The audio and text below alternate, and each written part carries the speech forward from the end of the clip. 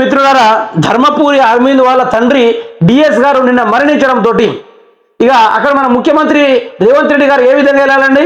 మరి ఈయన నవ్వుకుంటా మరి ఆ విజువల్ చూసుకున్న తర్వాత మాట్లాడుకునే ప్రయత్నం అయితే చేద్దాము.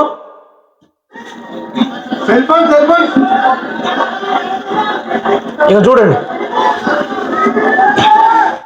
సార్, చూడండి మంచిగా ఏదో ప్రమాణ స్వీకారానికి వస్తున్నాడు నవ్వుకుంటా నమస్కారాలు పెట్టుకుంటా.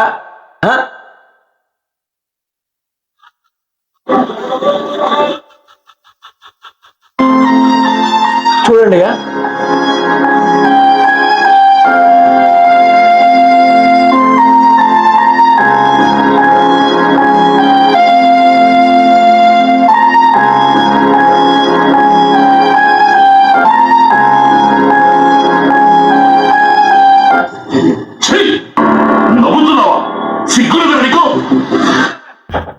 ఇక చూసిరు కదా ఏ విధంగా ఉంది. రేవంత్ రెడ్డి చావు కాడబోయి ఒకరు మరణించగా అక్కడికి ఎందుకు వెళ్తామండి? మౌనం పాటియడానికి.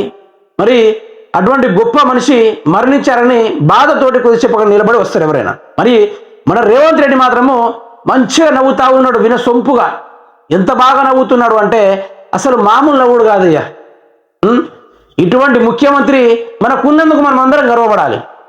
అక్కడ డిఎస్ గారి యొక్క శివపేటికి ఆడ ఉంటే ఆడ దగ్గరికి వెళ్ళి ధర్మపురి అరవింద్ దగ్గరికి వెళ్ళి మంచిగా నవ్వుతా ఉన్నాడు.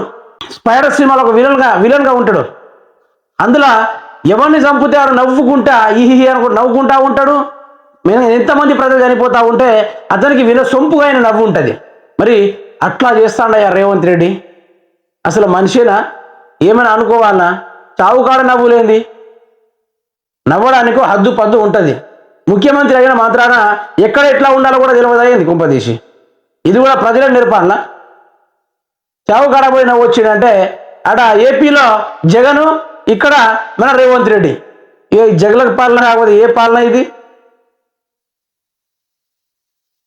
కాబట్టి ఇటువంటి ముఖ్యమంత్రి ఉన్నందుకు మన సిగ్గుతో గర్వపడాలి, సిగ్గుతో సంతోషపడాలి, సిగ్గుతో ఆనందపడాలి.